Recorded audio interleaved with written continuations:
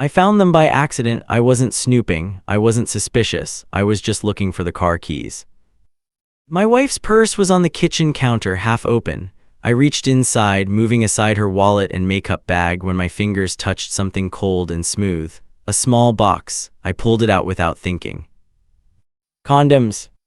For a moment, my brain refused to understand what my eyes were seeing. We had been married for 8 years. We didn't use condoms. We hadn't in years. We were past that stage of life, past that kind of planning.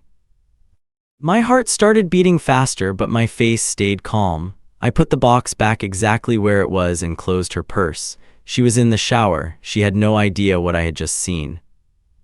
Before I go any further, take a moment to subscribe. Stories like this aren't easy to tell, but they're real, and sometimes they make us face truths we'd rather ignore. I sat down at the table and stared at nothing. My mind raced through every excuse, every possible explanation. Maybe they were old, maybe they belonged to a friend, maybe she bought them for someone else as a joke. Each thought felt weaker than the last.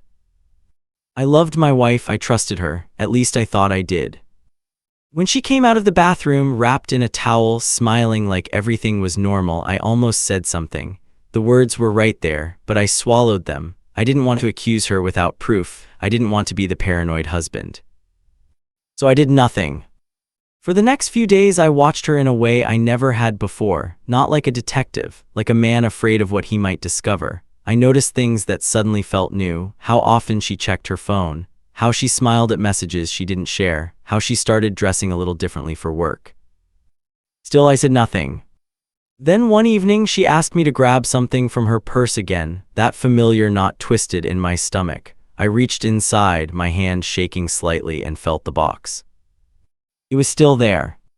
That night, I couldn't sleep. I lay next to her, listening to her breathe, wondering how long this had been going on, wondering who else knew a version of my wife I didn't. I thought about confronting her, yelling, demanding answers, but anger felt too easy, too simple. What I wanted was the truth. So instead, I did something quiet, something symbolic, something I'm still not sure was brave or foolish.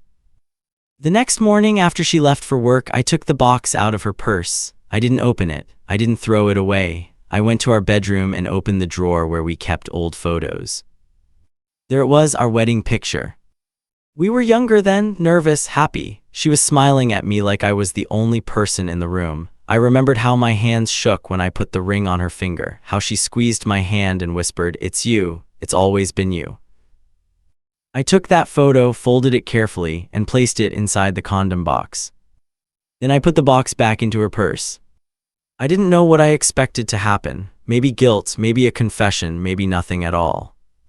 For 2 days, she said nothing. She acted normal, too normal. Then, on the 3rd day, I came home from work and found her sitting on the couch, the purse on the table in front of her.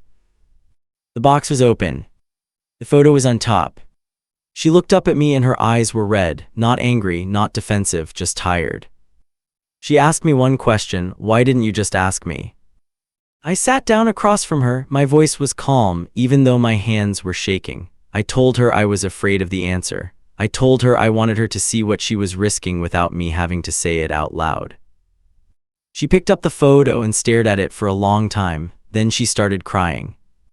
What she told me wasn't simple, it wasn't clean, it wasn't the kind of story you hear in movies. She said she felt invisible, not unloved but unnoticed. She said routine had swallowed us, that she missed feeling desired, wanted, seen. Someone at work had noticed her, complimented her, made her feel exciting again. She swore nothing physical had happened yet. She said the condoms were there because she was thinking about it, not because she had done it. I don't know which part hurt more. I asked her if she loved me. She said yes, without hesitation. I asked her if she would have gone through with it. She didn't answer right away. That silence said everything. We talked for hours, not arguing, just talking, saying things we had avoided for years, things about distance, about resentment, about how easy it is to drift when you stop paying attention. I told her replacing those condoms with our wedding photo wasn't meant to shame her. It was meant to remind her that what we built wasn't accidental, that it mattered. She told me that photo made her realize how close she was to destroying something she still wanted. We didn't fix everything that night. Trust doesn't snap back into place. It stretches, it aches, it takes work. But we decided to try. She cut contact with the man from work. We started counseling. We started having uncomfortable conversations instead of quiet ones. Some days were good, some were heavy, some felt like starting over. I still think about that moment in the kitchen, about how close I came to losing everything without even knowing it. What I learned is this: betrayal doesn't always start with an action. Sometimes it starts with a thought left unchallenged, a feeling ignored, a distance allowed to grow. And sometimes the loudest message isn't confrontation. It's a reminder of what love once looked like and what it still could be if both people choose it. If this story made you stop and think, subscribe for more real-life stories about marriage, mistakes, and the moments that define us.